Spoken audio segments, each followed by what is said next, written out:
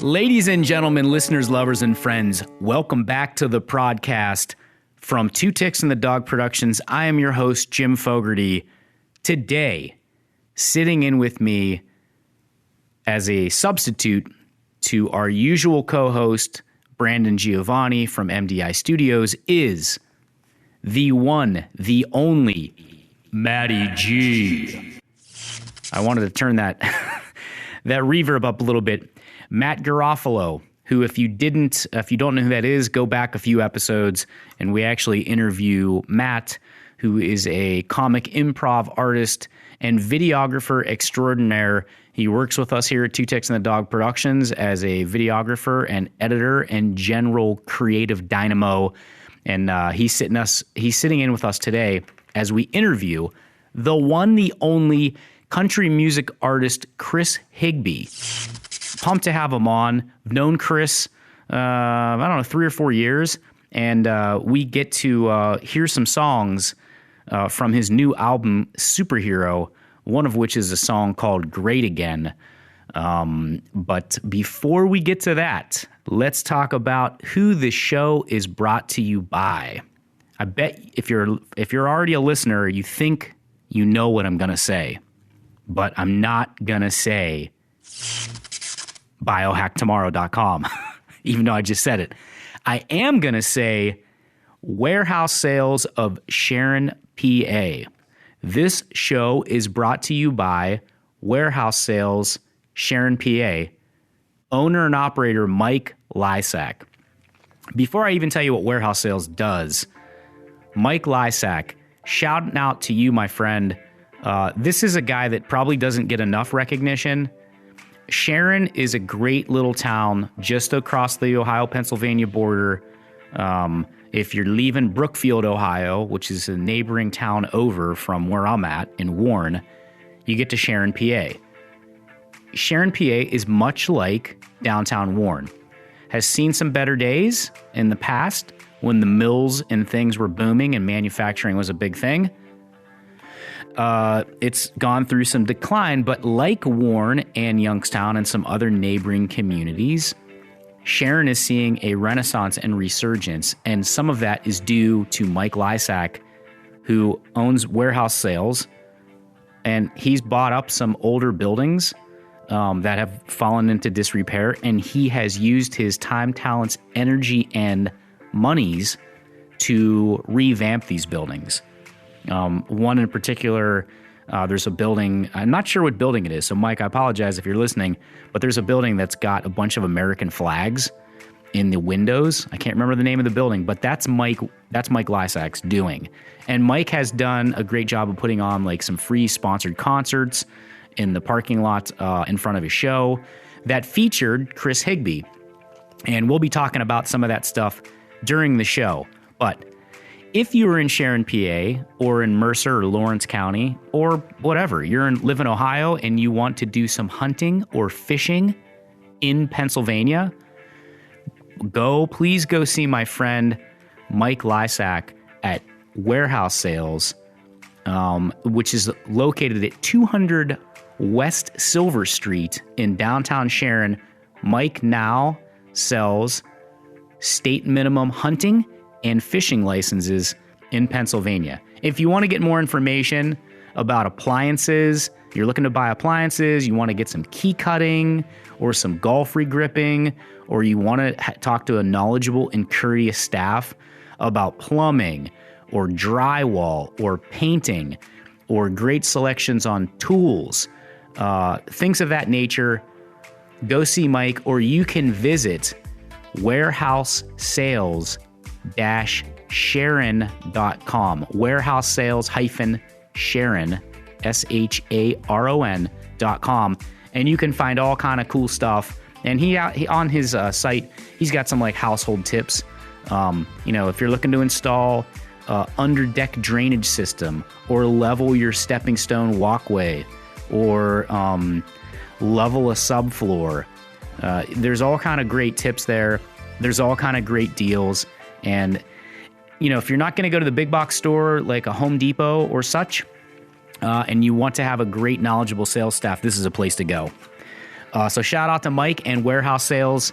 Mike will be seeing you soon because actually tomorrow, after this recording of Chris, we're actually shooting a commercial that Mike is sponsoring to help raise money for the Brookfield High School football team and a concert that Chris is putting on, Chris Higbee. So thank you to Warehouse Sales. Thank you to Chris coming up. And before we get to our show, of course, I do want to talk about, because actually Chris left here with one today, so I'm curious about how, hopefully he drinks it before I see him tomorrow, because I want to get some feedback on Axio. What is Axio? Axio is a brain enhancer, a energy enhancer. It's a drink. You empty a little packet of goodies into a 12 or 16 ounce water bottle, shake it up for about 30 seconds until the contents are mixed well. And inside this little packet is packed with niacin and B6 and B12 and magnesium and a proprietary blend of green tea extract and Monterey pine extract and L-theanine and some other cool things. Maybe caffeine or maybe not, depending on the flavors that you get. I actually prefer the non-caffeinated because I still like to drink my coffee and I don't want to be flying too high. But this is a great energy drink, but it's more than that. It's a focus enhancer. And if you sound like you might be interested, or you're like Chris and you're on the road a lot because of your job, whether you're in entertainment or whether in your whatever your field is, this thing can give you an edge and a boost to carry you through the long days. How do you get it? I'm going to tell you. Go today to biohacktomorrow.com. Biohacktomorrow.com. You can find out about Axio or anti-aging cream like True Science or the hair care product or the little yellow pill they call Protandem. Very soon, next month, we'll be having Dr. Jean Belushia on to talk about all this cool stuff. But until that time, biohacktomorrow.com. Without further ado, ladies and gentlemen, get electrified and please sit in and listen because he's going to perform some awesome music. The one, the only Mr. Chris Higbee. 3, 2, 1. Welcome to the show, Chris Higbee. Thank you. You are welcome, sir. Chris Higbee, working musician, country artist. Had the pleasure to know Chris, have known Chris for a couple of years, I don't know, 3-4 years or so. Super always interested into artists, like how they became an artist, how they got involved, when was their first inclination, or when they first got inspired. Tell us about that. Wow, it's a long story. So there's a couple layers there. So when I was 7, I liked a girl in my school that played the violin. What was her name? Do you remember? Diane. Her name was Diane. And so I asked my dad, I said, I really want to take fiddle lessons. Violin, a strict violin, Suzuki method, they actually call it. So you're like a classically trained? Is that? Yeah, I went to college and got my degree in performance and had no idea. And education. Right. I went to IUP in Indiana, Pennsylvania. That's why you're on the podcast, so we can learn all these awesome things about you. So I wanted to, kind of get in the in crowd with her a little bit and be cool and play the violin, which when you say it back like that really doesn't make a whole lot of sense. But so her and her older sister played, and so I started taking lessons. And I did not like the teacher at all. She was just a mean old lady that just wasn't a lot of fun to learn off of. And then I found a guy in Uniontown, Pennsylvania. His name's Jeff. And he was from Pittsburgh, played in the Pittsburgh Orchestra, and great guy. And he really turned me on to teaching. And the funny joke is that I started playing fiddle, and Diane quit like 6 months after I did. And my dad looked at me, and he said, look, I'll make you this promise. He said, I will pay for your fiddles. I will get you your lessons, the whole thing. But if you ever ask me to quit, I will break both your legs. Right hand up to God, he said. And I never knew if he was joking or not. I never found out. I never even asked him. But, so I found a really cool teacher out there. And the thing that kind of got me into the, live stage stuff, because at this point it was all, group concerts and that kind of thing. You'd get up and play your classical song with a piano background. My uncle Ross had a country band at the time, and I was practicing classical, and he said, well, you got to try the fiddle. So he handed me a fiddle song, and I went to my teacher and said, I'd really like to learn this. And fortunately, Jeff was such a nice guy. He'd teach me anything as long as I was into it. And that's, when I try to teach people anything, you get them involved, get them interested in some form of it. And it tends to go a lot easier. And then that was the fire. As soon as I got up on, of course, I'm 7 years old and like, playing in front of people, but they love it, you know what I mean? Because it's a young kid up there and he's trying, And I can remember the first time people were clapping for me. I'm like, wow, this is amazing, and people coming up afterwards, you're doing a great job, keep it up. And then it kind of went from me being like the cutesy fiddle player to like me actually having a clue what I'm doing, you know what I mean? And I'm about 9, 10 years old. My parents are taking me to bluegrass festivals, which I don't know if you're familiar with them, but like any weekend festival, right? You show up Friday and there's whatever that is, it's race cars, whatever, you do it all day and into the night, and then you wake up the next morning and you do the same thing. Well, on a bluegrass festival, everybody has their camper and it's all kind of like mobile home, what it looks like, like a typical campground, but it's in a field. And everybody usually makes a circle around like the center, right? And so all the people get together and they jam, and there's like 50 people in a circle. And everybody starts the same song. So, what everybody says, like Sally Gooden, ready, 1, 2, go. And now you'll be like, have like 15 guitars and like 14 fiddle players and a dobro and some guy playing a bass, a wash tub bass, with the string going in, boing, boing, boing, not making any musical sense whatever. But man, that dude's just slapping the crap out of it. And man, I would stay up 9, 10 years old. I would stay up till like 2, 3 o'clock in the morning, just jamming. I knew like, 10 songs. So I'd go to this camp spot and I'd play those 10 songs, and then I'd go to the next camp spot and play those 10 songs. And I'd come in and, me and my dad would come in and how'd it go? Good. 7 o'clock next morning, man, boom, I was back up knocking on people's doors. I wasn't drinking. They were. There was, a lot of the moonshine was happening. I'd be rapping on the door. Come on, let's play some music. Oh my gosh, Chris, get out of here. You're killing me. I can remember doing that. And then at those bluegrass festivals, they always had stages there. And so, like, the preferred artists of the thing would get up and play a couple shows. So it was one thing after the other, man. It was all straight bluegrass. It was either classical or bluegrass at that point. And then at about, I started playing in some country bands and just kind of doing that. Like high school? You're in high school at this point, or? No, I'm still like middle school, and I was still doing the classical thing, like hardcore. Like I'd go down to WVU. And I was winning some fiddle championships in the area. Oh, wow. And so I would go down to like orchestras.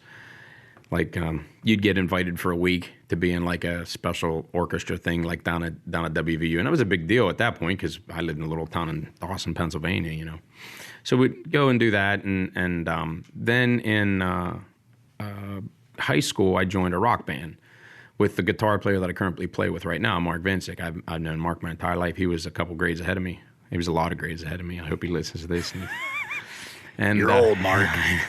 Chris is saying you're old. That's not me. So that band's name was Drastic Measures, and we started. He already had the band. He was playing the circuit around. So I just jumped in and was playing stuff like Kansas and Yellow Card and just all the fiddle-oriented rock stuff. And then anywhere we couldn't play it, we would, anywhere I wasn't allowed in, my dad would have to come so that I could get it. Sorry, Chris is distracted because I am pointing to Maddie G, who's sitting in with us today, and saying, I forgot to put the quiet please recording in progress sign up for anyone that shares the building. They may come back. We make a wicked cup of coffee back here, or they come back for some Axio energy drinks. So nice. Thank you, Matt, for putting that out there. Are your parents? Are they players too? Are they musically inclined? Are they play in a band? Or? So the other joke was that my mother's side, everybody played an instrument, everybody sang. It was the typical, my mom had 8 brothers and sisters. So, one person played the piano and everybody sat around for entertainment on Saturday nights and all played with each other, sang songs. My dad, self-admittingly, couldn't carry a tune in a bucket. and he would try, and he'd try to keep rhythm, and it was funny because as I was taking lessons, with classical, everything was stand right, hold your fiddle right, and as far as posture goes, I can remember him standing there when I was young and say, get your foot right, and all the mechanicals that he could see. But I could have been playing the absolute worst music ever, and he would never could have, he could never tell what was good or what was bad, So, we would, and then like I said, my uncle's band, Uncle Ross, he actually got me on stage for the first time, and that was my mom's brother. So, do you come from a big family? On my mom's side, yeah. I mean, your brothers and sisters, or do you have brothers and sisters yourself? I do. I have two brothers. They play music? Yeah, both of them played at some point. Yeah. Played guitar and sang at some point, yeah. I'll go back real quick because I kind of like sidetracked you a little bit. You're in this high school band with your buddy Mark. Yeah. You're playing Kansas and some other stuff. Mm-hmm. How's that feel at that age? Like, do you know at that point, or do you have an inclination at that point, hey, this is something that I want to do for a living or for the rest of my life, or is it just you're having fun? Believe it or not, at that point in my life, I was a senior in high school, and or maybe a junior, and my dad had a health food store, a very good, thriving health food store in Uniontown, Pennsylvania, and he said, all right, so you're going to be a senior next year, and you got a decision here. You can take music, or you can take this health food store and run it, which at the time and still is doing very good. So I said, I tried working in the health food store, doing the 9 to 5 and just like as a summer job, which was great because it's, I'm still a health nut. I thrive on that. But it was just being indoors. It wasn't my thing. You know what I mean? I mean, nothing can compare to playing on stage. Nothing in my mind. That's the juice, right? Yeah, man. There's nothing else that, and people have said this, there's no other high, there's no other drunk, there's no other anything that can compare to that kind of, whatever it is you love to do, and that's what I love to do. So I knew I wanted to do something with music. To be honest with you, what I first started out was composition, and because I wanted to write and perform and make Disney movies. Awesome. Movie soundtracks. Yeah. John Williams is like my hero. Okay. I was infatuated with the big themes, right? You Sure. hear a Star theme and you Wars, think of E.T., Batman and Star Wars and Superman, and now it's the like the newest thing with the Avengers, all the tones, right? So a lot of people don't realize this, but in college when you study tonal things, so if somebody goes like you got to know that's a fifth, right, from each other. Do, so in order to get that, you equate that to like yeah.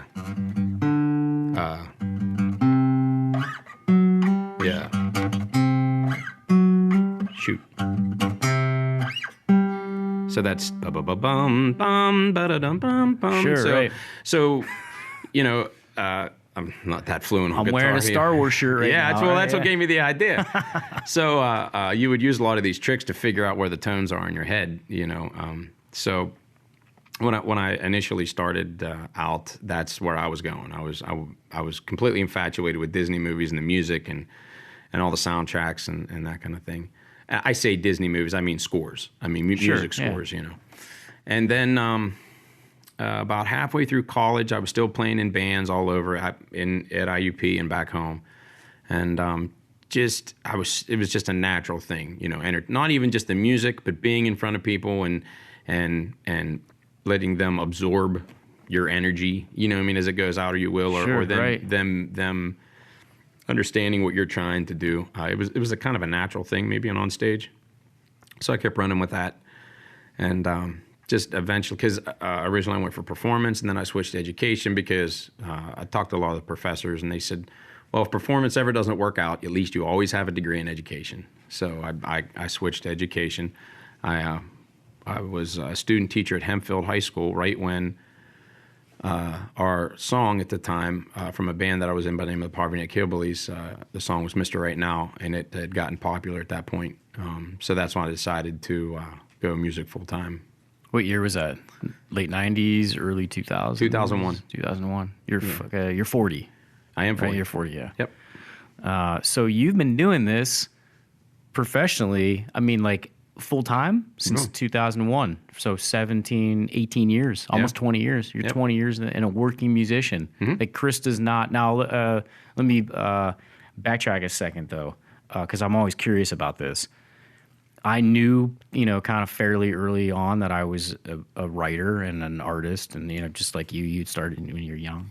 My family's inclined to music and art and all that stuff. But I was also an athlete, and those two things sometimes don't coexist together because like people be like, I can remember a buddy of mine being like, I'd won a couple of these writing competitions in middle school, and his mom, who was driving us home, was like giving me praise, like, "Oh, congratulations," And he was a big football player, and we played football together. And he was kind of like, busting my chops a little bit, like, "Oh, you're a writer. What are you gonna be, like a poet?" And his mom, in the car, backhanded him, slapped him in the face, and said, don't ever try to rain on somebody's talents or whatever because it's not what you think is cool. So my question to you is, were you, because Chris is, so anybody that hasn't ever seen Chris, he's got tons of YouTube videos and some different stuff. And if you're not from the area and you're from outside of the, Greater Warren, Youngstown, Western PA area, he's a big guy. You're I'm guessing here, 6'2"? Yep. 220? Sure. Yeah. Big fit. Guy, did you play football? Were you an athlete? I didn't. I played rugby. So even more so. That's even more of like a manly man. Did you ever catch shit from dudes that were... all the time. Yeah? Yeah, well, when I was in high school, the other thing is that my dad owned a couple businesses and railroading businesses, stuff like that. So the only sport I could play was golf because we practiced in the mornings. Because after school, we were either working or I was doing something with music. So football, baseball, basketball, they were never options for me because my dad was, You're working. There's other stuff to do. Yeah. So the stigmata of a dude playing the violin in high school isn't the coolest thing in the world. Right. And so, Did you ever get picked on from it? Well, I mean, yeah. Yeah, of course. But it never lasted long because I wouldn't allow it to. Yeah. You know what I mean? But it was like, okay, ha. Right. It never got to the point where I was like, oh, I got to quit the fiddle because people think I'm a big dork or something like that. I had so much fun on stage. I knew it's what I loved. I knew it's what I wanted to do. But yeah, I mean, as an adolescent, of course, you're going to catch some crap off of that. And that's, healthy to a degree, I guess, made me tough.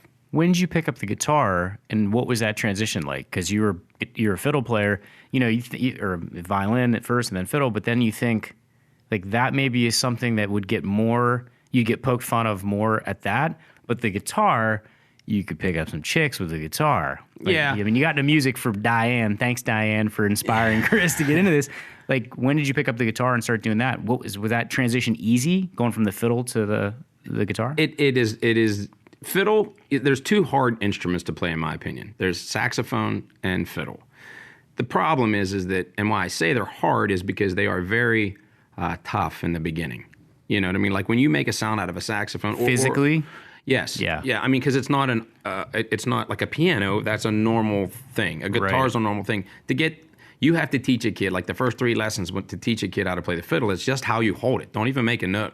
And that's tough because the reason somebody wants to play fiddle or any instrument is because they see or hear somebody doing it and they want to do it. Well, and like a saxophone, I don't know if you've heard anybody start to play saxophone, but through the reed, it's the most horrifying thing. It's very painful, And any of the woodwinds, clarinet, they're all hard instrument to get. So the transition from guitar or fiddle to guitar, the only reason I always wanted to play another instrument, right? Because I was playing fiddle and I was getting good at it, and I would always pick up a mandolin or I'd pick up a guitar or I'd always pick up something else, banjo. In college, you had to learn how to play everything so you could teach it eventually. But I never really got like proficient at guitar because I've always been, master one. Stay with your primary. Right. My dad always told me, he said, look, nothing against anybody else, but there's going to be one violin or fiddle player for every 1,000 guitar players. So if you want to work, like if this is your path and this is what you want to do, then stick to the thing that sets you aside from anybody else. And that's, any manager or booking agent will tell you that. If you're going to do something, you're going to start a band, people come up to me daily and they say, I'm starting a band. Do you have any advice? I'm like, yeah, what do you do different from anybody else? What's your positioning? Well, we play covers. No, that's not it. Are you a big front man? Do you have a just exceptional voice? I know that I don't have a great voice. I didn't start out as a lead singer. I wish I would have. I wish I would have taken voice lessons my entire life, but I did it out of default. I had to, because I promised myself I would never let anybody have control over my career. You know what I mean? And the lead singer can do that. If a lead singer quits, there goes the band. Right. So, my shtick is the fiddle and the energy and the. I just got interviewed last night about the Garth Brooks concert, and they said, why is he one of your mentors, and you've never met him? I said, because you can watch Garth play on TV or on live, and you can see what his face is his emotion. He wears his emotions right on his face. What a great performer, too. And he lets it all out. Yeah. And I always tell myself and tell my guys, if you got any energy walking off that stage, then you didn't do a good enough job. Yeah. You know what I mean? And now by energy, I mean, listen, I could sing, not physically, but I want to sing all day. We did 4 shows last weekend, and they were all 3-hour shows. And by the end of the week, I was cooked. Cooked Monday afternoon. I got up and I started, doing some stuff around the house, and I looked at my wife and I said, I got to calm down here. I got to rest. Because nobody realizes, and this is probably a different part of the interview, but to put a show on is, for me, an easy 20-hour day.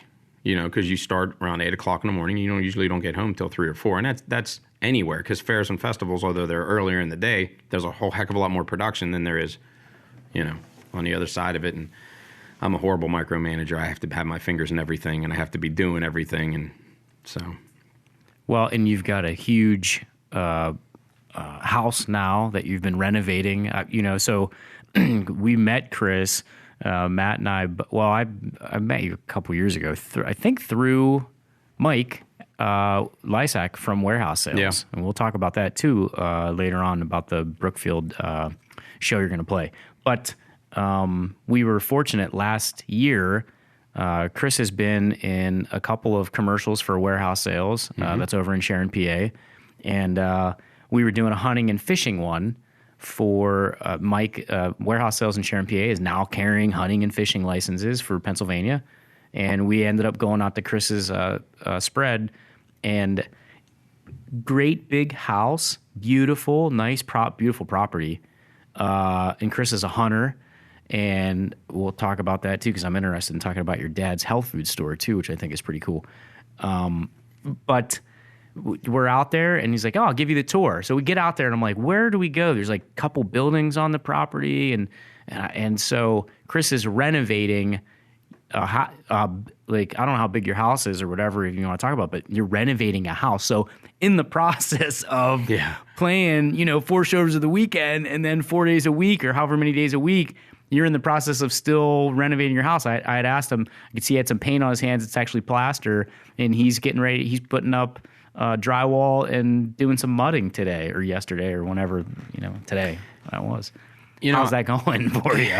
It's good. I'll never forget when we finally got the house. We waited 18 months because it's just perfect location and for us. And when we got the house, I know music, I know heavy equipment, and business. Do you know the heavy equipment side from working with your dad? Yeah. Okay, gotcha. Yeah, he had a construction company forever, and dozers and excavators and dump trucks was part of my youth. Bro, the more you talk about your dad, I'm thinking I might want to have him on the show too. This dude's like very interesting, man. He's an entrepreneur. That's super cool. So I remember I had a buddy come, and the first project that I wanted to take was I needed to rip down a wall and build another wall. And he said, "Okay, well, you're going to put your jack stud here." And I said, "Well, what's a jack stud?" And he said, "Wait a minute, you bought this house to renovate yourself, and you don't know what a jack stud is? That's like the first thing you should know." And I'm like, "Man, I am completely green."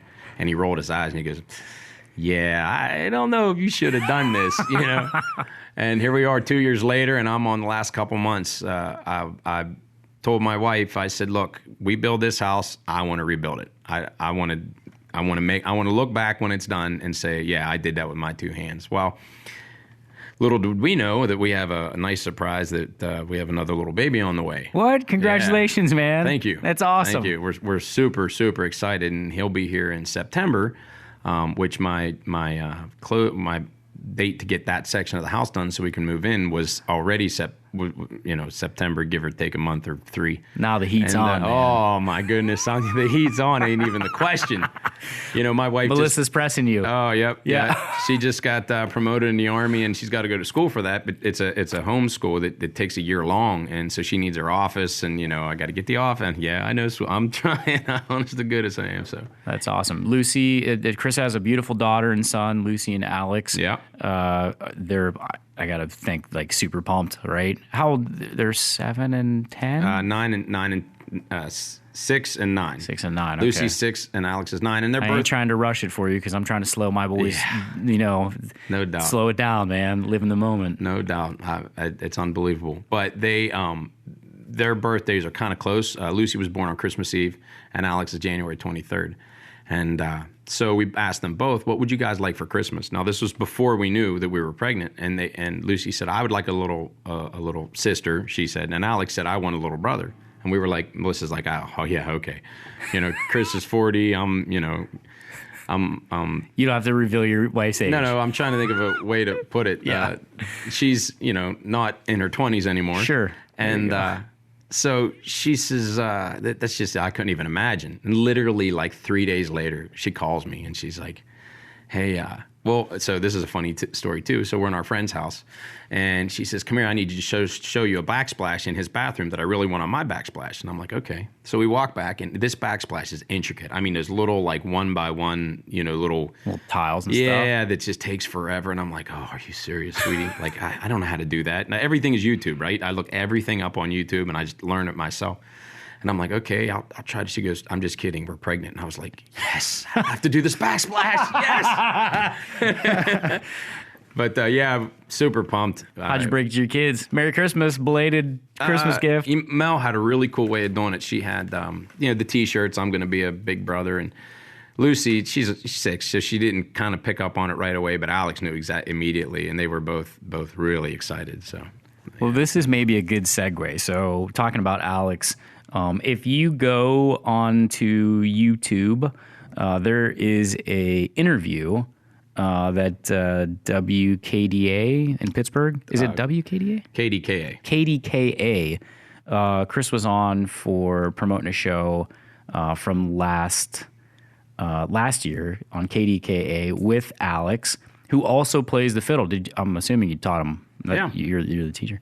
And so it's really good. And I was saying, before we started doing the show, and obviously if you've listened to the show before, and I've probably said this before, like it's not much to really kind of move me because I'm a little bit of a sensitive guy, but having a son of my own and I'm watching you guys perform on TV this song, Superhero, and bro, like I started get like, it was, and then afterwards I felt a little bit better because the anchor came out and she was like, I have a kid of my own, and I was kind of getting emotional too. Yeah. What a great song. So you wrote a song, and so maybe we're going out of order here a little bit, but would you play us Sure. Superhero? And this is from Chris's new album, also appropriately titled Superhero. Yeah. You wrote this song I did. with your son? Yeah. It was funny. We were was gearing up for the new album, and all these superhero movies are like crazy right now, right? And I'm thinking, every dad's like, yeah, man, I wish I could, fly or something to show my kid and this and that and the other. And I thought, well, I'm going to write a song just exactly what the song's about. I can't do all these things that these superheroes can, but like I'm actually going to be the one that's going to be here. You know what I mean? So kind of bring everything back to reality. And so I would ask him, I'd say, buddy, who's some of your favorite superheroes? And he'd name them, this, that, and the other.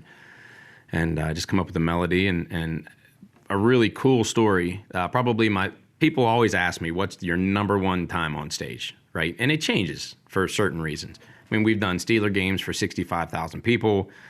We've done the whole Jamboree in the Hills things for all those people. And I've been blessed enough to play in front of, countless people. But the one thing I got to say to date was the greatest thing was when we opened up for Florida Georgia Line last year. we played. There was about, I think sold out was 25,000 or something like that, and there had to be 22,000 people in the stadium. This is at YSU, right? This Yeah. is Eric Ryan's. We had Eric Ryan on a couple weeks ago. So Okay, it's JC Live. You're playing. Yep. Yep. Yeah. So everybody's telling me, I'm like, well, I'm going to bring the kids and have them on stage because we only got like 25 minutes, to do it because of the way that everything lined up. Everybody's like, I don't know if you want to take the kids. It's kind of an adult thing. And so I'm getting a bunch of kind of pushback on whether I should have brought the kids or not. So I'm like, nope, this is what this is me. I am the dad. These are my kids. This is why they're doing this. And nothing would please me more to watch. I want to see Alex's face when he walks up in front of all those people. You know what I mean? That's what I wanted to do. Way to put the spotlight on him, Dad. Was he nervous? No. He's not a at champ. all. Man. Oh yeah, I mean, and that proved it. I mean, he just, no matter what. I mean, he was on stage when he was 2, with me, and it never affected him. So we start Superhero, and he comes strolling out, and everybody's kind of like, "What the heck's going on?" And I gave a little bit of a thing. I was like, "This is my son Alex, and we're going to do a song that I wrote for him." And he starts singing. There's a catwalk, right? So our normal stage thing is that he stands beside me and plays the fiddle, and we kind of go back and forth with our looks, a couple times, and I wink at him just to get him to smile a little bit or whatever. Well, this catwalk's here, and I'm like, you know what? I'm gonna put my instrument down, which is not protocol, and we're gonna walk out this catwalk just because I want to give him everything, this whole experience. I want full moon deal. Yeah, I want to. And we start doing it, and the crowd goes freaking crazy. I mean, as soon as he starts singing, all 20,000 people just explode. And I'm like, whoa. And it caught me off guard, because I was like, and him, he didn't even stop. I mean, he just kept singing and he's doing his thing. And then all of a sudden he turns around and looks on the Jumbotron and he sees his mug right in the center of it, 30 feet wide, you know what I mean? And he stopped and he was like, whoa, Dad, check that out. Hey, buddy, get back in the song, man. Don't break character. And so when the crowd see himself on the jumbo, then they exploded again. And it was 3 minutes. I'm telling you, it was 3 minutes of just the happiest moment of my life. 3 solid minutes. That crowd was going freaking crazy. He was going crazy, jumping around. And the song isn't a jump around song. It's a light song. There's a toy. I played a toy piano in the song. And man, just bar none. If there's ever a moment on stage that tops that, I will be an extremely lucky man. Because watching my son just eat that crowd up was freaking absolutely amazing. And they loved it 100%. And the people that said, you shouldn't really have had your son come up directly after the concert said, man, I'm glad you didn't listen because that was the absolute right call. Yeah. Well, that's a great positioning piece, too. We always talk about, because we're in production and advertising, positioning being in marketing, what sets you apart. And that obviously, that moment probably set you apart. Now you're at the opener, people are still kind of milling about. I bet they stopped. Obviously, they stopped what they were doing, and it's a great tune. So you want to play an acoustic for us while we're here? Yeah. Awesome.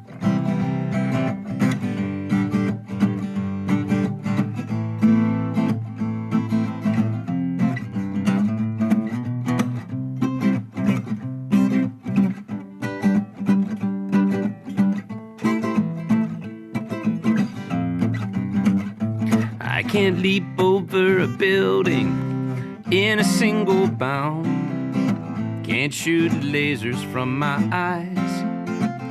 I can't leap over a building in a single bound. Can't shoot. Oh my gosh, that's Alex's part. So that's a problem with the song. That's his part. I might have thrown you off too because I jumped the reverb in on us too a little bit. That's all right. That's all right. I can do it. I am a professional. Yes, you are. I don't live in a mansion atop a hidden cave with secret weapons, cars, and planes. I can't leap over a building in a single bound. Can't shoot lasers from my eyes. I ain't green, I'm not part machine, but that don't matter much to me. When your world is crumbling round you and the villains all surround you. You just take my hand and up away we go. 'Cause I will be your superhero. Hero. Hero. Hero.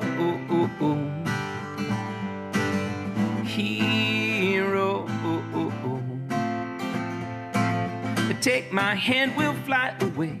I'll be there to save the day. Hang on tight, we've got it made.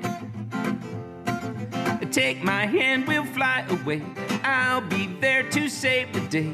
Hang on tight, we've got it made. 'Cause I will be your superhero. Hero. Hero. Hero.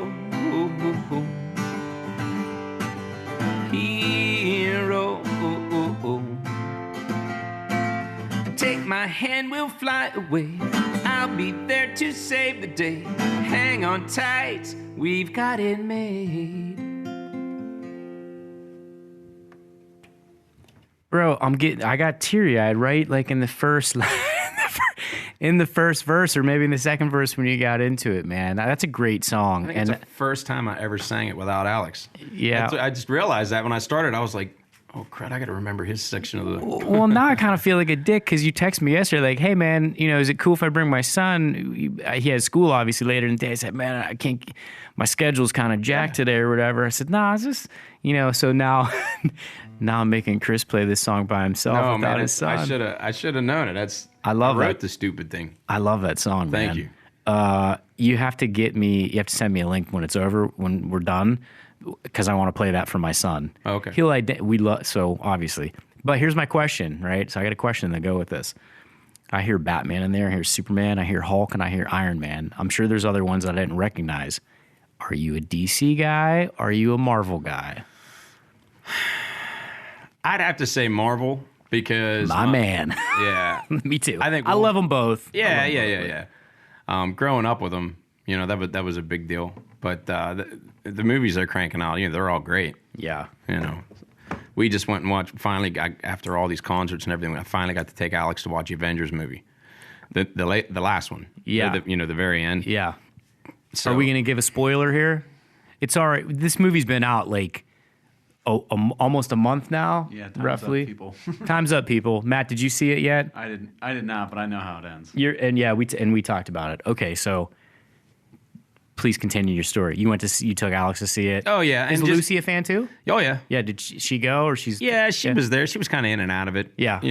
But Melissa went. It was on Mother's Day, so nice. It was kind of a thing we all did together, and because I promised him. We work with rewards at our house, so if you do a little bit extra, that kind of thing. So we get to go watch a movie or something like that. So it's been. Did they love it? Oh yeah, yeah. When I heard it was everything I could do because, like you said, it's been out a while. But we've been so busy, I haven't had a chance to go see it. And so I'm like, anybody that was said, I'm like, no, don't tell me. I don't want to hear it. So then, I heard an interview on TV, and they was like, "Oh, we hated the ending," and I'm like, "Okay, that has to be because like the wrong person died or something like that. It couldn't be because it's bad because nobody would put that much money into something and make it bad, right? It's just nobody liked the way that it turned out because of whatever." So I'll share this with. I almost don't want to be the spoiler, but you know what, Bro, it's been out long enough, right? Well, you've got your warning right now. Spoiler alert. Yes, yeah. If you haven't seen Avengers Endgame and you're planning on seeing it, tune out now and tune back in about 3 minutes. Jump ahead because I'm going to say what happens. My dad got me interested in movies when I was a kid, among other people. But I always remember. I could tell you if I see a movie comes on, I could tell you. My dad took me to see that. Yeah. That's one of those things that kind of sticks with me. And I have a bunch of old movie tickets of movies I went and saw. So anyways, I take my son to these movies, and I'm a comic book nerd. And of course I've got him, tuned him into Star Wars and into, all the superheroes. And so we go see this thing. And Iron Man that's his dude. Okay, we did the Comic Con Americon Youngstown Comic Con with my buddy Greg Bartholomew. We did some commercials for it, and my son plays Iron Man in the commercial and Spider-Man and some other things, so he loves Iron Man. So we're watching this movie. It's at the Marco Island Movies. I'm down. My dad lives in Florida. Oh, yeah, I know where Marco Island is. Yeah, so we go down there, and the theater is, you can eat and drink in there. So we're sitting back, and, erroneously, I followed my dad's lead. My dad got a beer, so I got a beer, 3-hour movie. It didn't pass the P test because I had 2 beers. Anyways, we're kind of like catty corner, like angled towards the screen, because there's like each little seat where we're sitting has like a little place to put like your beverage or your popcorn or whatever. And so it's towards the end, and I can see the screen, and out of the peripheral vision, I can see my son and my dad. And it's the scene where Tony, for the greater good, sacrifices himself, and he's, Right. he says, For the 10th time, by the way, right. in the whole series. And my son turns to me as this is happening, and I can see like the theater got quiet, and there was some high school girls sitting behind us, and I can hear them kind of like, not weeping, but you can tell they're like getting emotional. And It's an emotional scene. There was a couple scenes in the movie where it's emotional. Like I said, I'm kind of a sentimentalist. So my son turns to me, first time ever. We've probably seen, he's 6, but we started going to see movies when he was like 3. He's very focused, and he'll sit there. And so I don't know how many movies we've seen. This is probably, 15th or 20th film we've seen in the theater. And some sad ones too, different, and he turns to me and he goes, and his big, heroes, he goes, "Dad, I feel like I'm going to cry." He was like confused, because he'd never had something that like affected him. Yeah. And I said, "It's okay, buddy. Like, let it rip, man. Like, you're fine. There's nothing wrong, And so he starts crying. And of course, I start crying. I'm already kind of like emotional anyways, because I'm vested into the characters. And my son's crying. Now I'm really crying. And I can see my dad. And I don't know, Dad, if you'll eventually listen to this. I thought I saw his hand sneakily go up and maybe dab a couple. Do the dad wipe. Yeah. Oh, what's over there? Right. So yeah, it's cool, man. And that song made me feel the same way. And watching it on KDKA, same thing.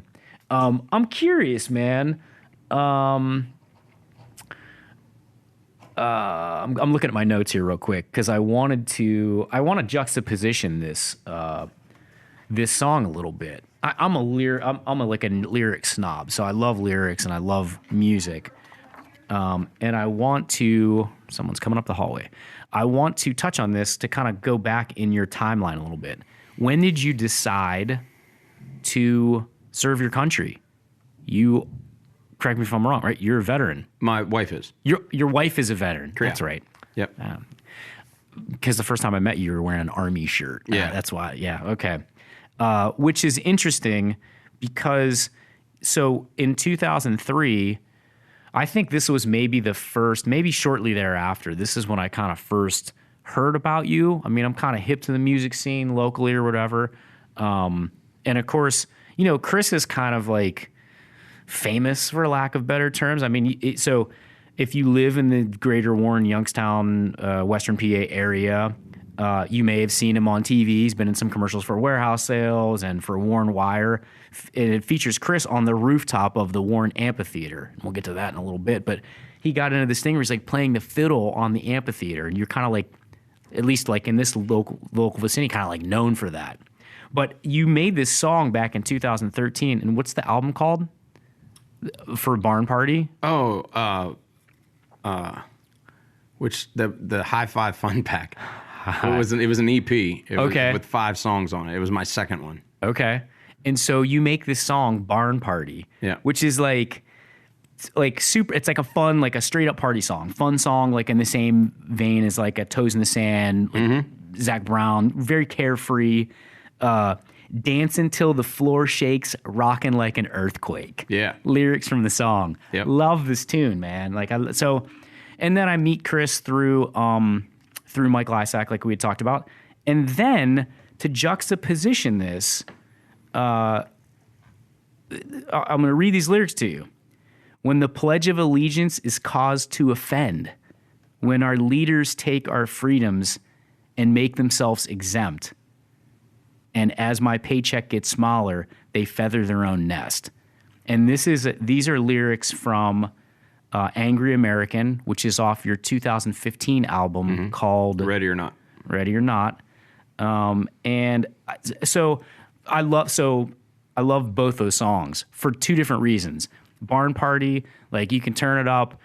I'm not a country fan, but my wife is. So when I think when I first met you, when we were shooting a commercial, I'm not like the selfie dude, although I have a couple selfies. I'm like, hey man, take a selfie with me, and I sent it to my wife. I'm telling her I'm working with Chris Higbee. She's like, oh, Chris Higbee, he's the country guy. It's like super cool. So I'm not really a country guy, but I love those kind of like fun songs. So you can turn that song on and like rock out to it, and you're drinking beers and having a good time. Then you turn this other song on, and you wrote this in 2015, which I think is like really interesting commentary. This is pre-President Trump getting elected, and this is really kind of like a prelude to this.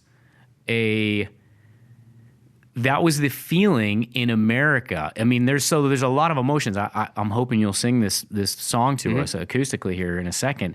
But there's really a lot of emotions to this song because it's like a protest song, and Trump, whether you're, I don't want to get political, but whether or not, whatever side you're on, I hate these idea of sides, by the way. We've talked about it in other broadcasts, but whatever side you're on, whether you're a supporter or not, or whatever it is, we can all agree, like, Trump was the ultimate protest vote, and we needed to change the system. So whether or not, the listeners agree with Trump's foreign policy or whatever, President Trump's foreign policy or whatever it is, something needed to change. And I think it's interesting that this song came out before his election, almost as like a prognostication, what's Nostradamus? He's like what's the term? Come on, you're our fact checker, Matty G. Foreshadowing? I'm not Almost foreshadowing, yeah. I forgot to do this. Matty G, because I like to do. So, like foreshadowing, but he's like anyways, that's what Chris Higbee was. He was almost foreshadowing the election of Trump through this song. I love the song because I think it fires on all cylinders, that everybody can agree that at that particular system, at that particular time, our system in government was kind of failing us. And do you want to play that song? Do you want to say anything first? Yeah, so let me back up just a little bit. Yep. And you talked about Barn Party. So there's videos to both of those songs. Yeah. Right? So, and when I shot the videos for them, each of them had a specific thing that I wanted to, because when I write my songs and I do my videos, it all means something. You know what I mean? It has to. I think if you just put a song out there and there's no meaning to it, I like to write songs about my life, about my kids, about my wife, about whatever it's tickling my fancy at the time. But the when I wrote Barn Party, it was funny. I was working out, I think, and I was listening to music, and Love Shack come on. You know what I mean? The beat to Love Shack. Oh, yeah. Love that. And I'm like, man, I need to write a country version of Love Shack. Henry! Yeah. Love Shack, baby. So I kind of was like, well, I've never heard a country version of somebody write a country version of Love Shack. You know what I mean? So my lighting man at the time is a light man hippie, I call him. He's very good at it, and he had a buddy over in Pennsylvania that owns this barn that you party at, right? He has concerts there and all kind of stuff, and I wrote the song before I knew that, and then I said, hey, I want to shoot a video. And he's like, all right, well, let's go check out this barn. So we went to this barn. It's just an old, rustic, big tempered barn with all these Christmas lights in it and a sound system and a little stage and all these signs, and just the whole thing's freaking crazy. And so I say to a bunch of people, I'm like, hey, let's go camping over Memorial Day weekend and let's have a party and we'll videotape it. And if you watch the video, it's literally just me and all my buddies playing football and hanging out in the barn and driving snowmobiles in the middle of May and just redneckery, as I like to call it. Redneckery. Yeah, and the video did real well, and so we were real happy with that. So like you said, fast forward, my wife's in the military, and we both have pretty strong political opinions.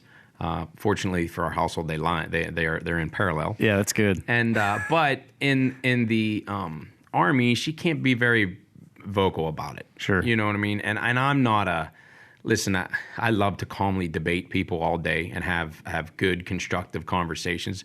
But the second people get triggered and the second that they go fly off the handle, I want no part of that. Right. I want no part of confrontation with any of that. None of that interests me. You know what I mean?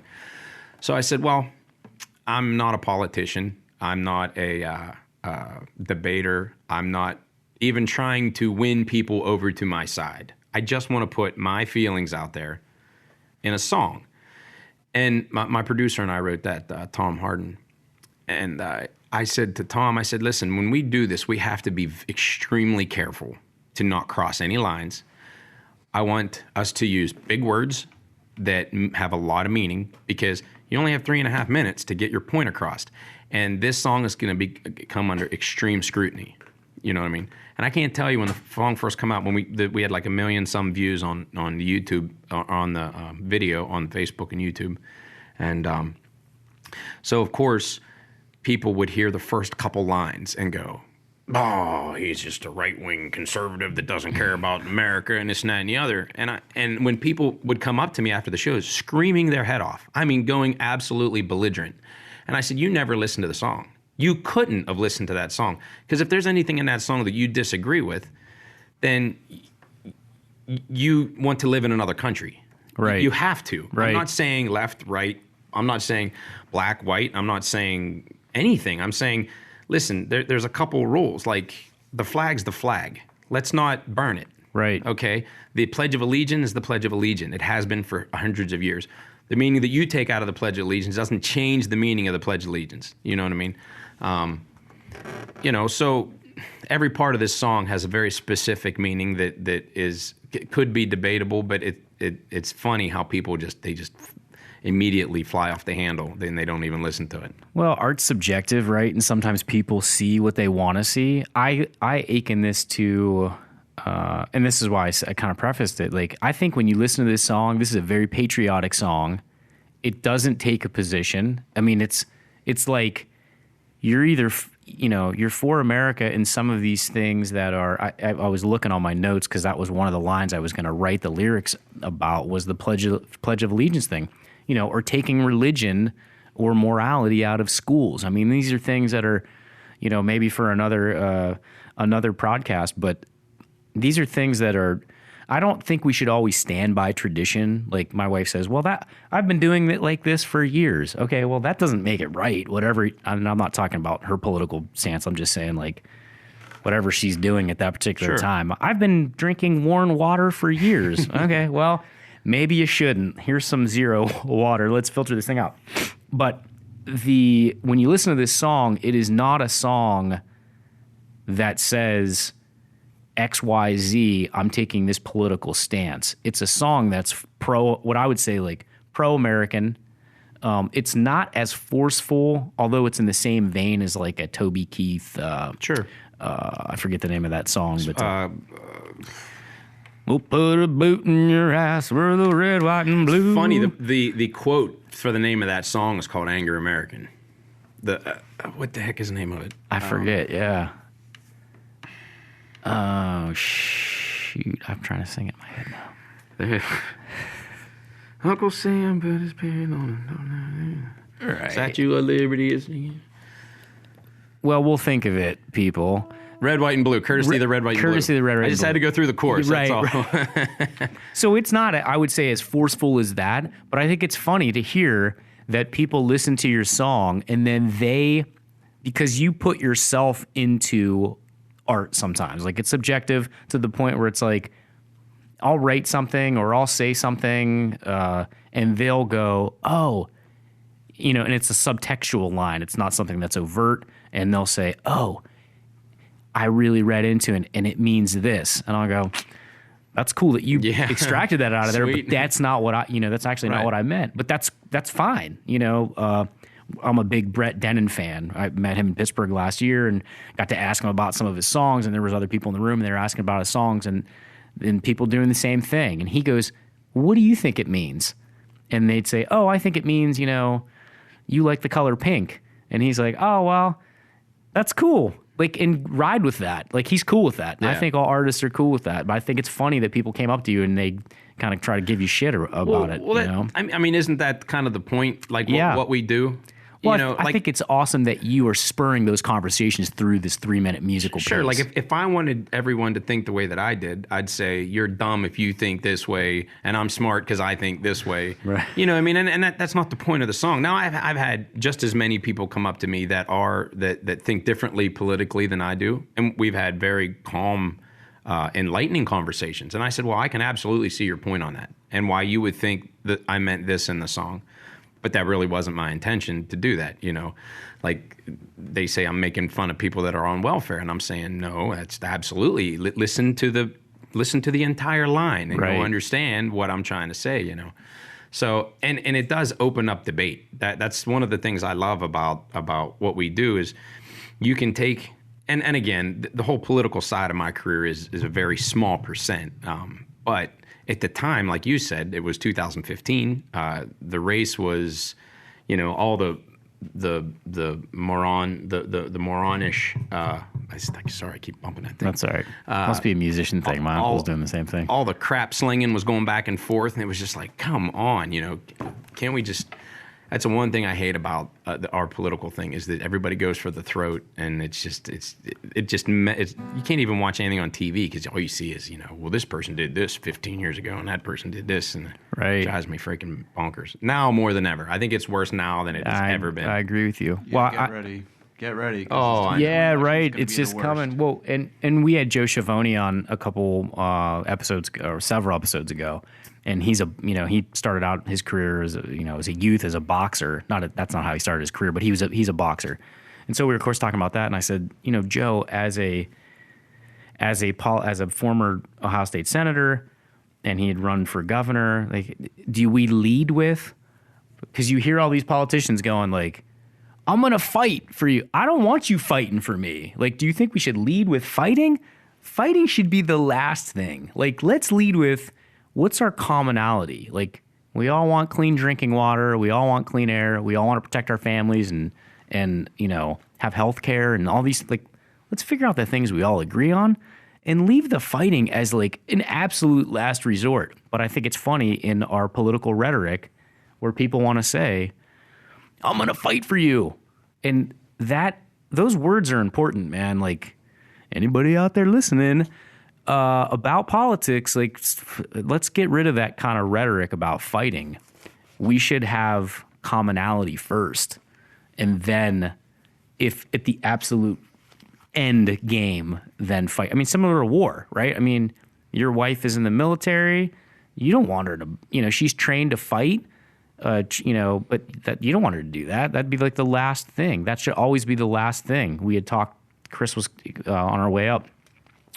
We've had some security tightening in our place, and that's the last thing I want to do is get into a fight. I'd rather resolve the altercation ahead of time. That's the win. The win is, hey, we diffuse the situation rather than, oh, I smashed this dude. Like, cool. I mean, so now what? You're either going to jail, or maybe you got hurt, or you hurt somebody, or So, Chris, I want to ask you though, just bringing it back, what. You said you kind of wrote that song, because you wanted to express yourself, but were there any other kind of goals that you had for this song? Is there a message that you wanted people to hear? Just how I think America should be run. And that really sounds, as the words were coming out of my mouth, I know that's egotistical, but I mean, what simpler way to put it? You know what I mean? Like, of course, I want America to be run this way. But like it just doesn't get any more truthful than that. You have a way that you want your household to be run. And, I know I see lots of parents, they have a list of like 10 rules that the family all follow, do your homework right after school, or this, that, and the other. And it's just basically a list of the way that I think America should stay free and run. Well, let's hear this. Should we hear the song? Let's hear the song. Sure. And then we'll let our listeners of the podcast decipher for themselves. Let me remind myself to turn this on.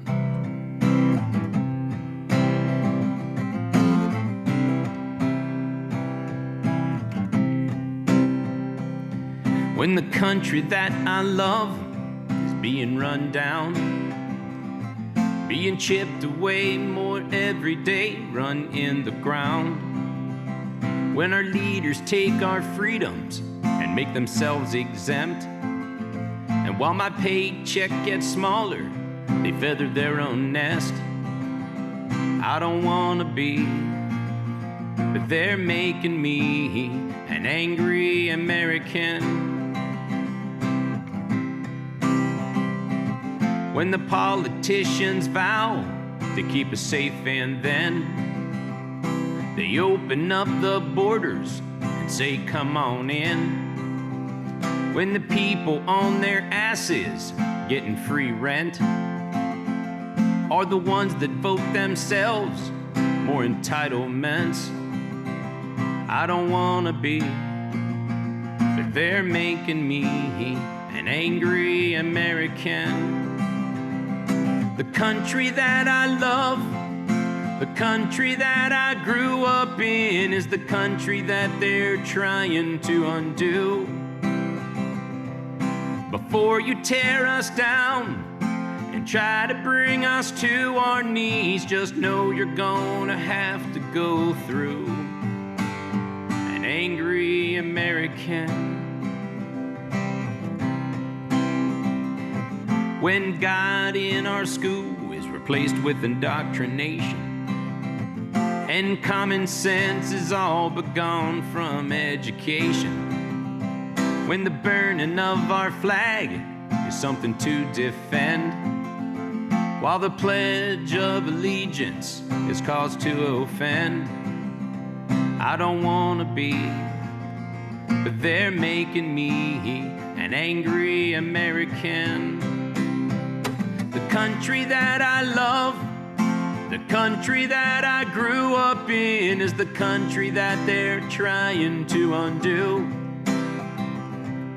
Before you tear us down and try to bring us to our knees, just know you're gonna have to go through an angry American. Well, you can hate this great country in every way. You can gladly take our money while you spit in our face. But when you kill an innocent man with his hands tied behind his back, while you hide like a little rat coward behind your jihad mask, I don't wanna be, but you're making me an angry American. Just wait and see, there's a lot more like me, an angry American. An angry American.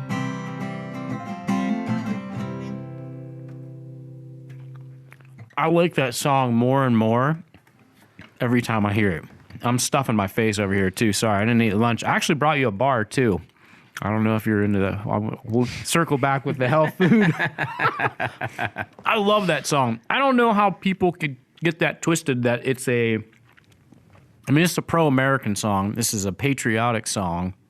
And it's really not, I guess you could adhere your own political views to it like we talked about, but this is kind of a, I don't want to say like an us versus them, because I'm not an isolationist or like a nationalist or whatever, but if you're trying to hurt our family, so to speak, I always say, like, I never went to the military. My dad was in the reserves, and my grandfather was a World War II vet, and there was some talk when I was younger, like, oh, I said, I don't ever want to go somewhere and fight for somewhere overseas, or, in someone else's land. But damn, if someone came here, buddy, I'd be one of the first people to pick up a gun and try to defend it. I think that's what that song embodies. Like, this is like in defense a little bit of our nation. And certainly at that time, especially in that last verse, That's powerful, man. That's some powerful lyrics, bro. That's a great song. Thank you. Yeah. Yeah, I think you hit a lot of range on there. At first, I was kind of getting a little bit of a criticism of our political system and ending with a lot of patriotism. I really liked the way it worked out like that. Yeah, I mean, I didn't have any when we wrote it. I didn't have any one specific thing in mind.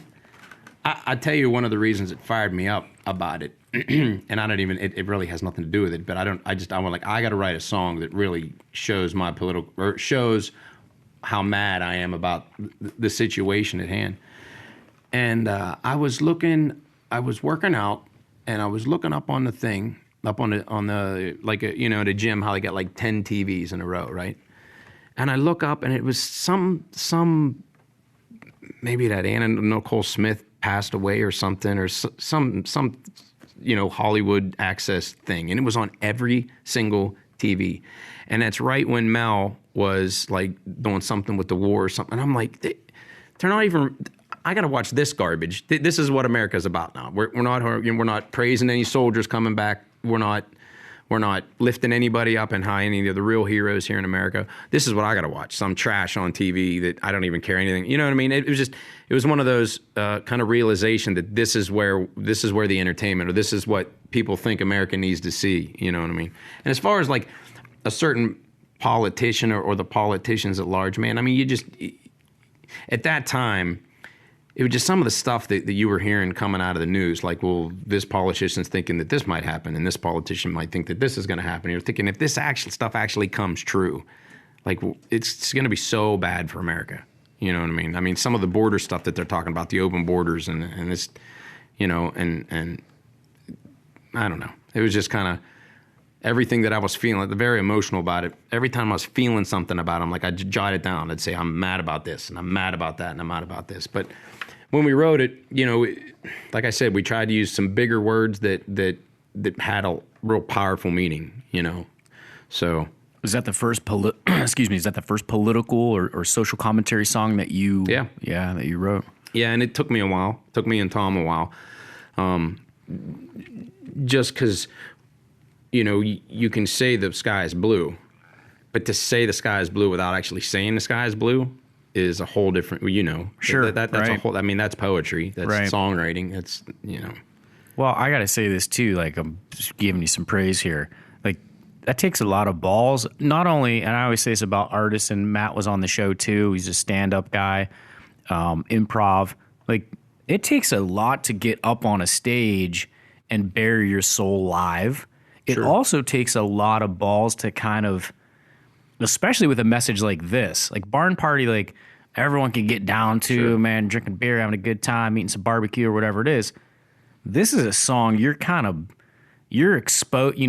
naked in a sense, Sure. and you're exposing your art because you're really trying to say something that has meaning. Not to say Barn Party doesn't have meaning or doesn't have its own place, but this is something that actually has like a lot of substance to it. So was there ever talk of, or even in your own head, were you ever like, I don't know if I want to put this out there yet, or, you know? So yeah, I've had a lot of places. I played this in Michigan. We got a standing ovation when we played the songs, because then I have it when any veterans that are in the crowd, I have them come up on stage and hold a flag for this whole ending thing that we do.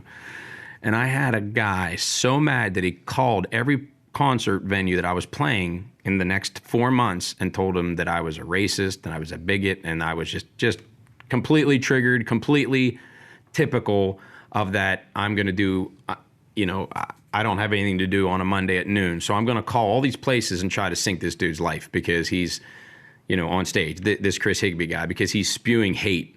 Now, meanwhile, I got my kids on both sides of me, and I'm, you know what our shows are like. They're happy, they're fun, and this guy just, you know, so yes, I get a lot of pushback from a lot of media don't like it. Yeah. You know, it's tough to get that song. I had a guy actually come to me. He was going to spit it on the radio, and he says, "Chris, is the word jihad is that like a bad name for somebody?" And I'm like, "What? You really don't know what jihad is? You don't know the description of that word, you know?" And he's like, I just don't know if I can say that word on the radio. And I'm like, wow, okay. But they say it on the news all the time, you know, brother. I mean, Right, it's right. everybody's so afraid. Yeah. You know, at the time, especially in 2015, 16, and all that, everybody was so afraid to speak up and speak out about anything that was a real, you know, because a real subject. Because if you were wrong, then you were extradited. You know, what I mean, you were out of the freaking. You know, at that time, people were getting fired for doing a whole lot less than saying the word jihad. You know, Right. So. Especially in a negative light, which is the only way it should ever be talked about. Well, it's, you know, you have a, we talked about it earlier, like a presence, obviously country, I think sometimes erroneously, and this is what's sad about stereotyping, right? Because I got a bunch of buddies that are, you know, what I'd consider like country boys. Oh, these guys are, I grew up in the city, but they're like the farthest thing from racist or homophobic or, you know, whatever it is. But I think sometimes people label like, oh, you're an entertainer, you're a not you, but like, oh, you're a Hollywood elite type, or you're an actor, or you've got to be a liberal, or oh, you're into country, or you've got to be a conservative. Like, we've got to kind of get rid of. I want to get rid of the terms Democrat and Republican.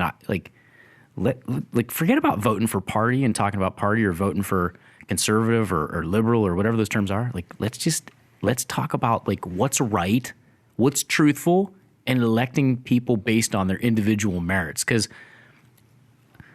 here's a disclaimer: I don't know Chris all that well, but I'm 100% confident that Chris judges the guy based on respect and based on the individual merits of a person, not based on he's in this group or that group or whatnot. We gotta do that. So when someone sees you, again, you're big fit, you know, Chris is a big fit type of dude, okay? And you're playing country and you got a cowboy hat on, people probably make those assumptions like, oh, you're this. And that's sad, man. That's a sad way.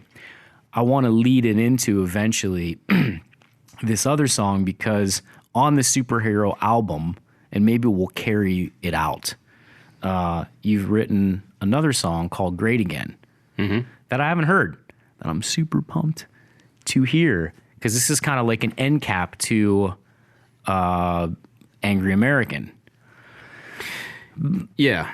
Right? It's a perfect way to put it. Okay, good. Well, you said that. I'm just kind of, you said it earlier. I'm kind of repeating it. So again, with all this, for the most part, I'm a non-confrontational person. I don't, listen, I want to live my life. I want to do what I do. I want to go out and hunt and fish and be me. And I guess the easiest way to put it is like, you be you, I'll be me. But don't make me like you. Right. Or don't make me call you a certain pronoun. Or don't make me... Right. Like, I don't care enough about it for you to say that I'm wrong. Right. I don't want to be wrong in your eyes. And you don't want someone forcing their... I just want to live out in the woods and, like, be happy. Yeah. And, like, that's it. You know, I get that's... And I can't even watch the news anymore. Can't do it. It inflames me, and I'm like, I don't understand why these people get so mad about all this stuff that really doesn't matter in a typical everyday person's life. People want to have clean water, clean air, take care of their families, be healthy, right? You know, and not. How about let's have a good economy and everybody's working, purpose. and everybody got purpose, Yep. and everybody's happy, and there's not like earthquakes and like volcanoes and you know, there's not mass rioting in the streets, and everything else is like, okay, I understand. Let's have debate about it. Let's talk about it. Let's change the laws if they need to be changed for rights and this and that and the other. But like, don't lock your hands in the middle of a big city and stop traffic because you don't agree with the way something went down. In any case, you know what I mean? Like that's not cool. That's not America. You shouldn't. You got the right to do that. I don't really know if stopping traffic on a 4-lane highway. Right. You've got the right to do that until an ambulance is trying to get somebody that's having a heart attack through, and they can't get through because you're stopping traffic. Right. It's misdirected anger. I mean, you're affecting other people who have nothing to do with it. And that's my point. If you want to affect people that are making the laws and then they're doing what, then do it to them. But like if you want me to call you a certain name, I'm sorry. I grew up with calling you something like a man or a woman, and that's probably what I'm going to keep calling you. But if that's not what I want to call you, don't make me feel like don't make a law that says that I have to do that or I'm going to go to jail. Right. Or don't, you know what I mean? Or you know, just along those lines. It's like, don't affect my life with the way that, just because you think it's wrong doesn't have to mean that I'm think it's wrong. Well, Off subject completely. No, Sorry, I apologize. No, it's perfect because I actually wanted to circle back to the health food store stuff because I actually brought some epic venison bars because I know you're a hunter. Nice. Yeah. That's an elk, isn't it? Well, it's actually that's a deer. Yeah. Nice. Yeah. So I've I don't know had if them. you have. They're awesome. Aren't they? Yeah, they're good. Does your dad carry these in the health food store? Well, Probably does, or maybe I don't know. My point of this thing is like Matt's a vegan. Nice. And we're meat eaters, or you know, and here we are, all getting along. Wouldn't that be so simple? I hate you guys. I do have to say, man, one of the healthiest times of my life. Every year I go through a cleanse, and it's a vegan cleanse, and it is. I mean, they don't call it a vegan cleanse. It's just that's what it is. It's you know, no meat or none of the products. I mean, if you look at the diets, they line up perfectly. And I do have to say, man, I lost the most weight, and I feel the greatest after that. And then, unfortunately, when you eat meat your entire life, to get off of that for I mean, the first 3 or 4 days or 5 days, I mean, it's like you got a little twitch to you. You know what I mean? Yeah. You feel like you need that, but it's not something I could do all the time. But the time that I do it, you know, you don't think you can fuel yourself not eating meat, but you really can. You know, I'm 100% believer in that. It's not something I want to do all the time, but because I like hunting and fishing and Yeah. I think it's very important to just give it a little bit of a try. You know? Sure. Do it every now and then. It's very good for the environment. Absolutely. That's my number one stance on veganism. Yeah. And that's all. and it's good good for your body too. That's all I'm going to say about that. No, it is actually great. I've dabbled at certain times in my life, kind of similar to you, Chris, where I used to eat a lot more meat, and I've kind of given up on it. But I've found that, of course, I listen to Rogan sometimes. I don't know if you listen to Joe Rogan, but he's always talking about hunting and stuff like that. I'm trying to eat clean, not necessarily a particular way, but like if I eat vegetables, I want it to be non-GMO. I want it to be locally sourced. I want it to not have pesticides and shit on it and whatnot. And if I'm eating, I'm eating venison bars right now, I want it to be grass-fed and not a whole lot of crap pumped into it or whatever. So does your dad still have that health food store? So it was my mom and dad had it. My dad actually passed away when I was 26, 23. Jesus, you were young. So, yeah. But, sorry to hear that. I know it was a long time ago, but... Yeah. Every time I look in the mirror, I see him. So my wife never met him, but she'll say, I feel like I know your dad pretty well. How old was he when he passed 67. away? Yeah, that's young, man. Yeah. Christ, my dad's 67 right now. Yeah, he got leukemia. From and the doctor said it was from diesel fuel. Because he was heavy equipment. We're always washing parts, and we're always in diesel fuel and stuff, or we were. Anyway, again, off subject.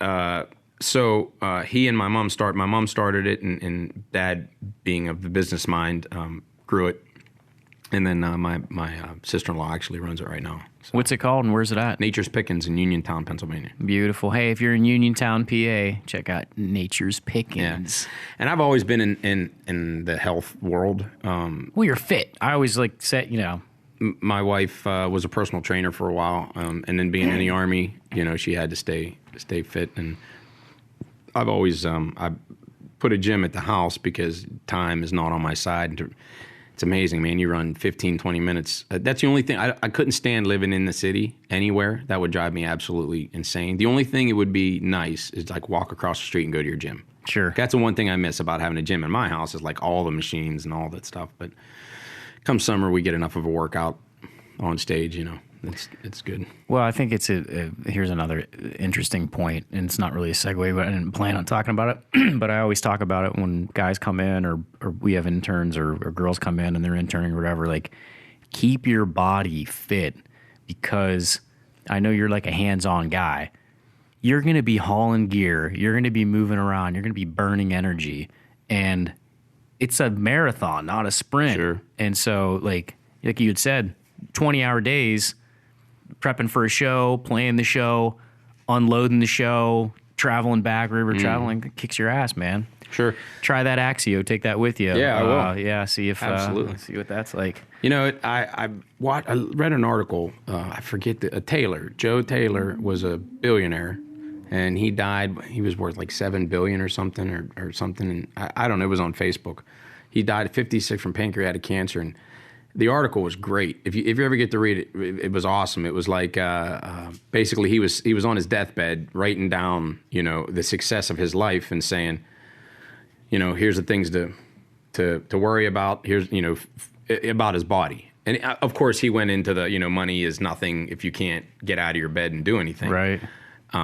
It's easy for a billionaire to say that, you know, but the thing I found interesting is he said, you know, use food as medicine, not medicine as food. You know what I mean? Yeah. Because being in the health food world, and I grew up working in the health food store, there's so many things that can be fixed by just eating right consistently. Mm-hmm. You know what I mean? People talk to me. I mean, I got arthritis in my knees and my bad knee and my foot, and black cherry juice is a big part of my diet. You know what I mean? In the morning or whatever. And vinegar with mother in it is a big, you know, garlic. You can name all these foods that are just anti-inflammatories. Yeah, man. Right. I mean, you know, people pop ibuprofen every day, and if they just add a little bit of garlic or raw onion or something like that. Yeah. Are you a probiotic guy? You Yeah, I probiotics? think your guts are great. Yeah. I think Guts are great, man. Guts are great, man. Yogurt. I mean, Greek yogurt is you know, Flow is awesome. Yeah. Greek yogurt and Kefir. I'm into. I just recently got into kefir. Oh, really? Yeah. Delicious.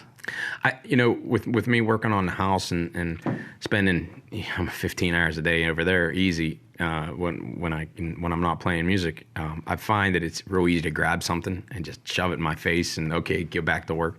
So I'm struggling with that a little bit. You know, do I want to take the time to make something or to, you know, or just grab a granola bar or something? Take one of these epic gluten-free 12 grams of protein venison bars with you. Nice. And when you're, you know, taking a break, shove it in your mouth, and you can think about this awesome podcast that you came to and be like, oh, Jim gave me this venison bar. I can think about deer. It's delicious. Nothing will make me happier. Think about deer. Chris, where can we find you?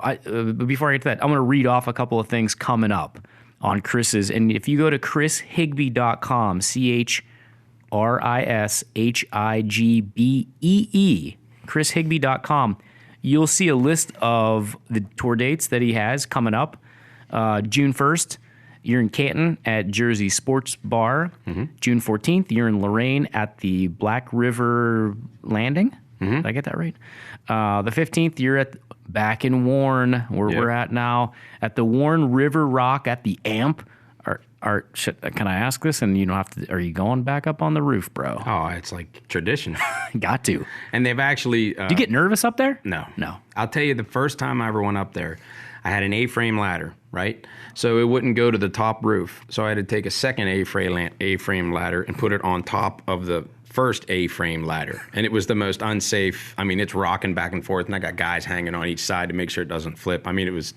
Are you climbing up with your fiddle, or did they bring the fiddle up afterwards? There, I have to actually grab the gutter's a big steel gutter, and I have to pull myself up, get my front torso up on, and swing my leg over, and then they toss the fiddle up to me because it's that the roof is very high on the back. Are you nervous about dropping the fiddle?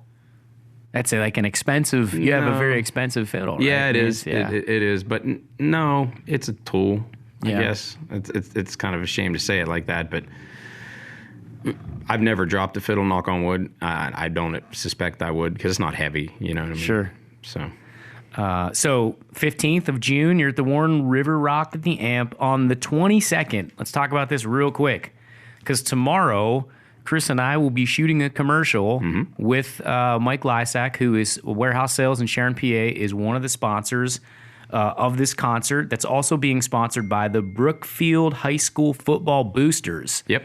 And this is at the Brookfield Football Stadium on June 22nd. Mm-hmm. Do you want to tell us about that show? What's the? I was going to ask you actually, but I'm curious about that. Yeah. So the football team, the boosters came to me and said, "Hey, we want to do a huge concert, and we'd like to involve you in it. You got any suggestions?" And I said, "Yeah." And we mapped out the whole thing, and I got one of my friends, Chris Jameson, who is from The Voice. He was a runner-up on season 14 of The Voice.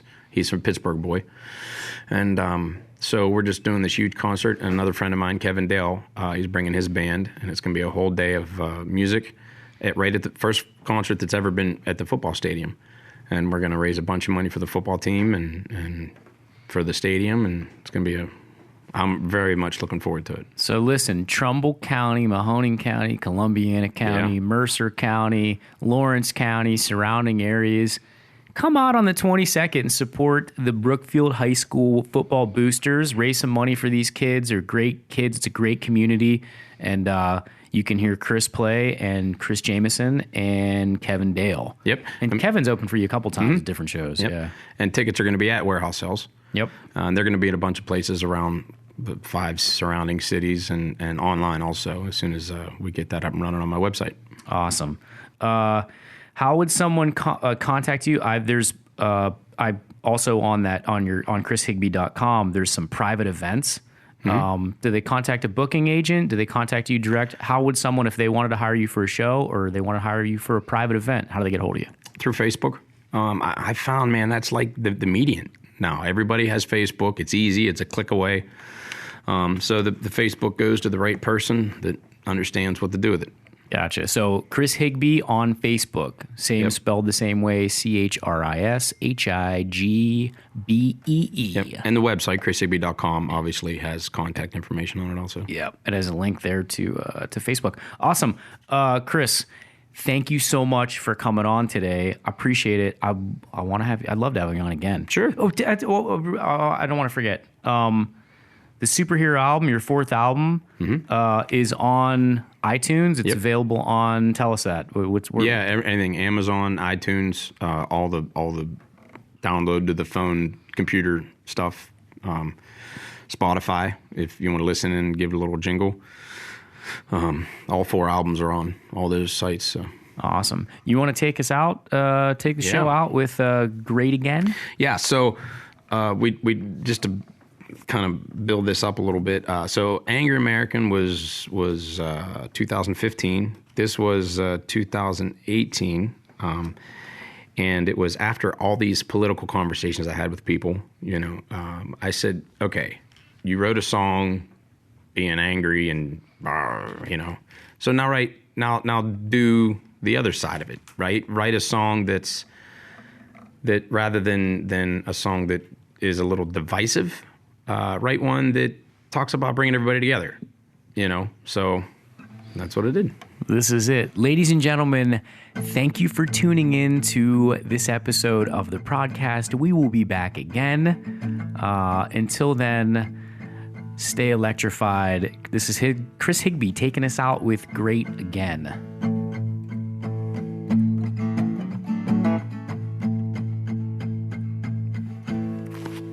There's a flag flying in my front yard. I was taught that it was sacred and I'd fight for it hard. My daddy said free isn't free, it was paid for with lives. Our country's divided from shore to shore. There's hate and there's fighting like never before. America's at stake and we need to decide. We can tear it apart, we can break it down, we can fight each other, go round and round, or we can mend our hearts, we can join our hands, we can bring her back, make her great again.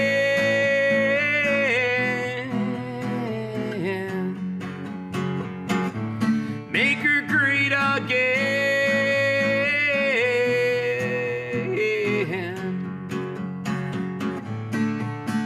I'm gonna stand for the anthem till the day that I die. I cast a vote one way, you're for the other side. That still don't mean you and me are sworn enemies. When our fathers disagreed, they'd shake hands and go. A difference of opinion didn't mean they come to blows. We gotta get back to that country, the land of the free. We can tear it apart, we can break it down, we can fight each other, go round and round, or we can mend our hearts, we can join our hands, we can bring her back, make her great again.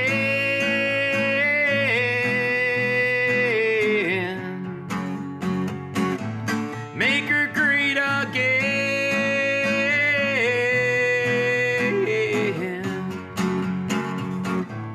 Make her great again.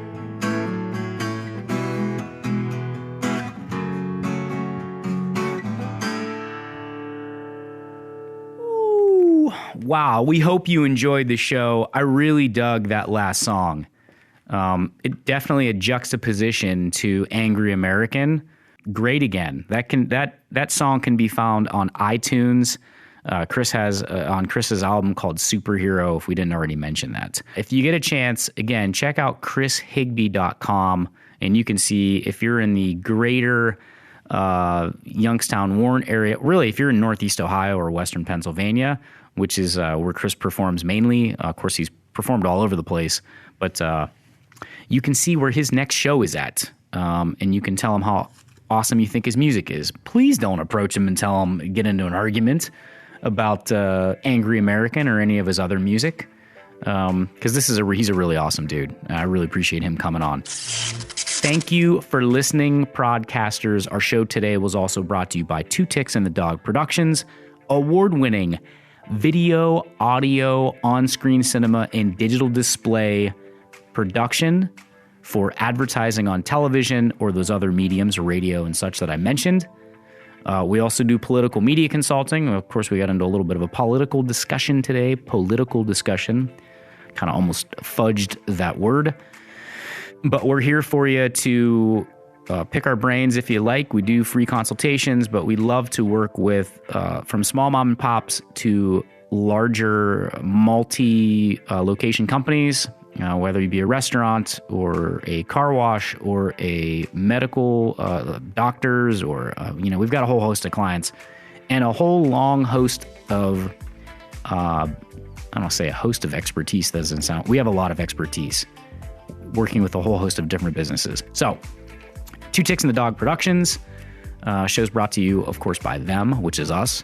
And, of course, we're broadcasting from here at Two Ticks and the Dog Production Studio.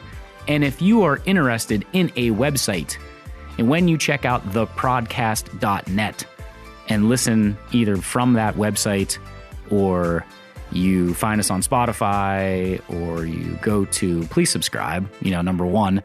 Secondly, if you do go to the website, Two Ticks and the Dog, I'm sorry, theprodcast.net, that site is brought to you by MDIstudios.com. That's Brandon Giovanni's company. He makes kick-butt websites. Kick-ass, I can probably say that. My mom's going to probably yell at me.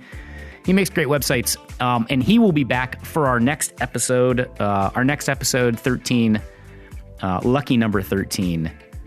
We will be speaking. We're gonna shift gears a little bit. Our next episode is going to be kind of a serious episode. We're hoping and praying that whoever listens to episode 13 that is struggling, that they gain some insight, and that more importantly, maybe it inspires them, as this next guest that we're having in episode 13 next week will inspire, certainly has inspired me, and hopefully will inspire you to change your life for the positive. Similar to Mr. Leo Connolly, our veterans advocate, who changed his life, our next guest, very similar. So we've had a couple of light shows. Next show we're going to be bringing to you will be a little bit more on the serious tip, but definitely a subject that we want to cover and shine some light on in hopes that it helps listeners. So until the next time, people, keep on prodding and stay electrified.